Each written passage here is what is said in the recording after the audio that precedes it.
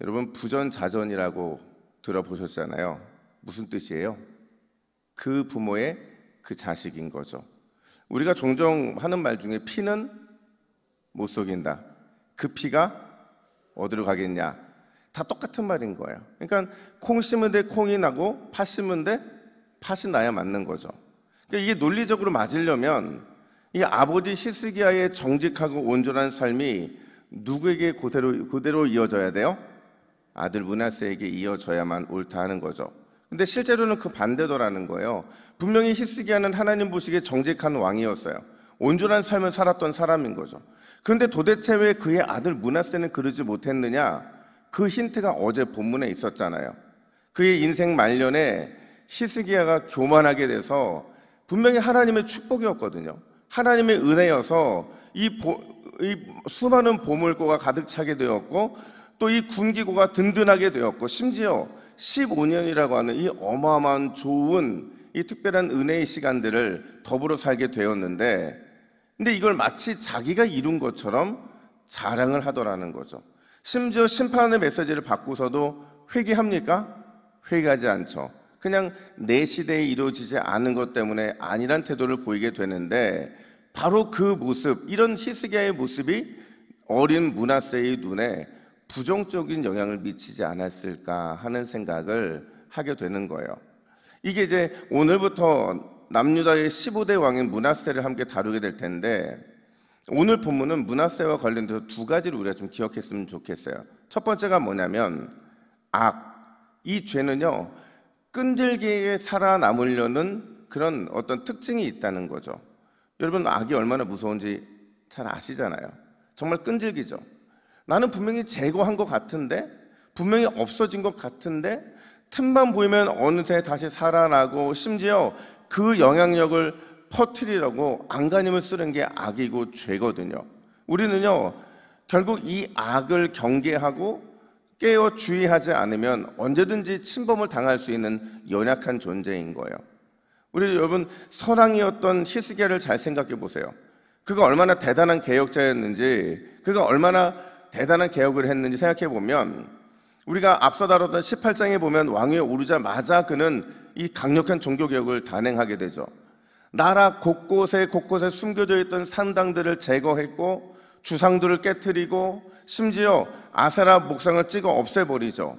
더 놀라운 건 뭐냐면, 이런 유형의 우상들 말고요, 하나님의 백성들이 빠질 수 있는 이 거룩한 성물에 대한 이걸 섬기려는 유혹들이 있었는데, 그것까지도 과감하게 떨쳐버리고 과감하게 뿌리 뽑았던 게 바로 히스기야였어요. 그런 히스기야에게 이런 평가가 내려지게 되는데, 18장 5절부터 6절 말씀 같이 한번 읽어볼까요? 시작. 히스기야가 이스라엘 하나님 여호와를 의지하였는데 그의 전후 유다 여러 왕 중에 그러한 자가 없었으니 곧 그가 여호와께 연합하여 그에게서 떠나지 아니하고 여호와께서 모세에게 명령하신 계명을 지켰더라. 아멘. 그의 이런 엄청난 개혁에 대해서 여호와 하나님께서는 그 전후로 이런 사람이 있다 없다? 없었다고 평가를 하더라는 거죠. 여러분, 이 정도면, 이 정도로 강력하게 개혁을 했으면 우상들과 우성을 섬기려는 이 죄의 뿌리, 악의 뿌리가 완전히 뽑힐 만도 한데, 근데 아니더라는 거예요. 그의 아들 므낫세에 의해서 다시 한번 부흥기를 맞게 되는데, 그게 얼마나 강력한 영향력을 끼치게 되느냐.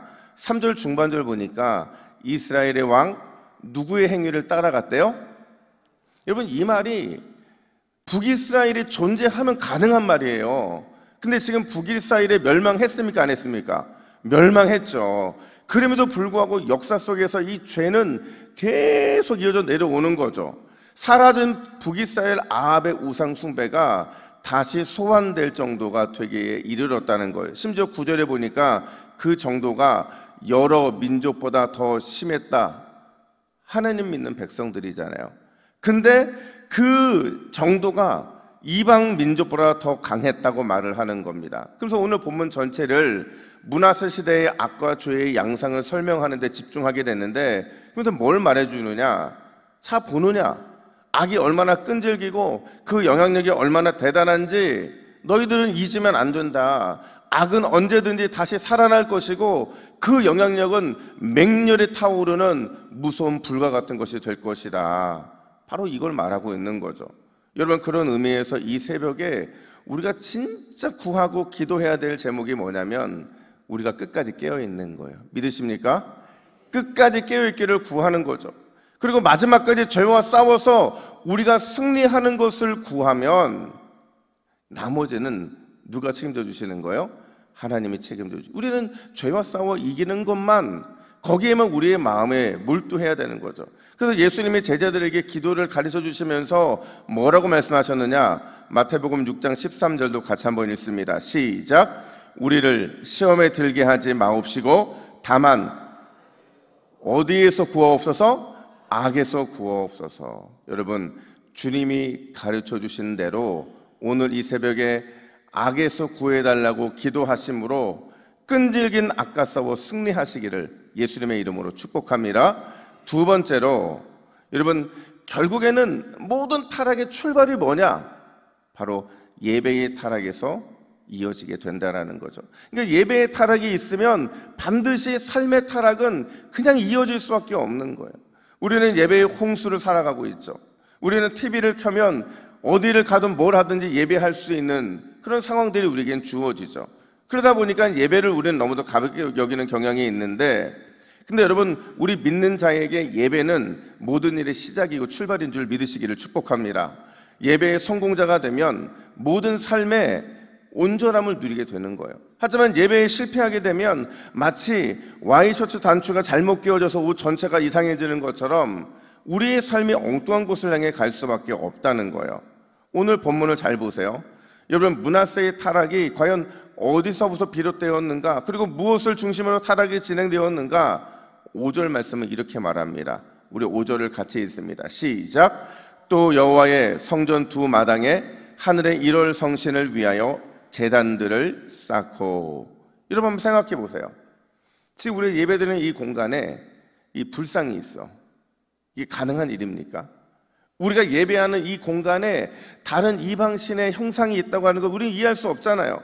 이 므낫세의 타락은요, 바로 이 성전, 거룩한 성전의 타락, 예배의 타락에서부터 시작이 되더라는 거죠. 이 성전 두 마당에 하늘의 1월 성신을 위해서 제단을 쌓는 것, 이건 우리가 아무리 생각해봐도 이해가 되지 않는 거죠. 하나님의 이름을 두시겠다고 약속하신 이 터전이거든요. 이 마당에 우상의 제단을 쌓고 우상을 섬기는 모습을 그냥 온 백성들에게 다 보여주고 있는 거예요. 여러분, 거룩한 성전에 버젓이 우상 제단과 우상 제사가 행해지는데 일반 백성들의 일상생활에서는 얼마나 그 심각성이 더 심할 수 없겠냐는 거예요. 결국 우리가 악과 싸워 이기려면요, 무엇보다 뭐에 집중해야 돼요? 예배에 집중해야 되는 거죠. 하나님의 거룩한 말씀과 그분께 올려지는 기도가 타락하지 않도록 우리는 힘을 다해서 싸우고 또 지켜내야만 우리의 삶의 타락도 막아줄 수 있다는 거예요. 제가 무디와 관련돼서 아주 재미난 아티클 하나를 봤어요. 뭐냐면 어느 날 무디가 이제 이 계엄 예배를 인도하러 가요. 근데 그곳이 술 공장이었어요. 뭐 우리나라보다 조금은 리버럴하니까 뭐 그냥 이 술 공장 괜찮겠지 하지만 이제 이 목사님 마음에 찔린 거예요. 아니, 어떻게 목사가 술 공장이 잘 되기를 기도해야 되는지 아니면 망하기를 기도해야 되는지 막 온갖 고민들 다 하다가 답이 안 나오는 거예요. 축복은 해줘야겠지만 그 하는 일이 이 술 만지는 양조장이니까 고민하고 또 고민하다가 마지막에 뭐라고 딱 기도하고 집으로 도망쳤느냐, 이렇게 기도했다는 거예요. 오 하나님, 저 주인의 마음에 감동을 주셔서 내일 스스로 공장문을 닫게 해 주시옵소서. 이러고 도망친 거죠. 근데 여러분, 어떻게 됐을까요? 밤새 그 기도가 이 술공장 주인의 마음에 울린 거예요. 고민하고 또 고민하다가 과감하게 이 문을 닫기로 결정을 하게 된 거죠. 근데 신기한 건 바로 이거예요. 여러분, 훗날에 이 술공장이 뭐로 변환된 줄 아세요? 그래서 무디 신학교로 변화가 된다는 거죠. 무디 신학교에서 지금 그들이 신학을 공부할 수 있는 이유는 이 양조장 주인이 회개했고 그걸 위해 이 놀라운 복음의 선포를 했던 이 무디 목사님의 마지막 이 복음에 대한 기도가 이 놀라운 역사를 이뤄내게 된 거라는 거죠. 사랑하는 여러분, 끝까지 타협하지 않고 예배를 지켜내시기를 축복합니다. 하나님을 향한 그 뜨거운 예배의 마음으로 우리가 싸워나가면 마치 술공장이 신학교가 된 것처럼 우리의 삶에도 이 놀라운 반전의 역사 일어나게 될 줄로 믿습니다. 우리 화면을 보시고 같이 기도의 제목을 같이 읽습니다. 시작. 주여, 오늘도 끈질긴 악과 싸워 악으로부터 구원을 누리게 하옵소서. 예배의 승리자가 되어 삶의 승리를 누리게 하옵소서. 아멘. 함께 기도하겠습니다. 하나님 아버지, 오늘 우리를 악으로부터 구원하여 주시고 끈질긴 악과 싸워 승리할 수 있도록 역사하여 주시옵소서. 우리가 예배의 승리자가 되면 반드시 우리의 삶에 주님 허락하신 승리가 임하게 될 줄로 믿습니다. 하나님, 예배를 위해 오늘도 우리의 마음과 뜻을 다 모으는 귀한 동북의 믿음의 새벽 기도자들 되게 하여 주시옵소서. 감사드리며 예수님의 이름으로 기도하옵나이다. 아멘.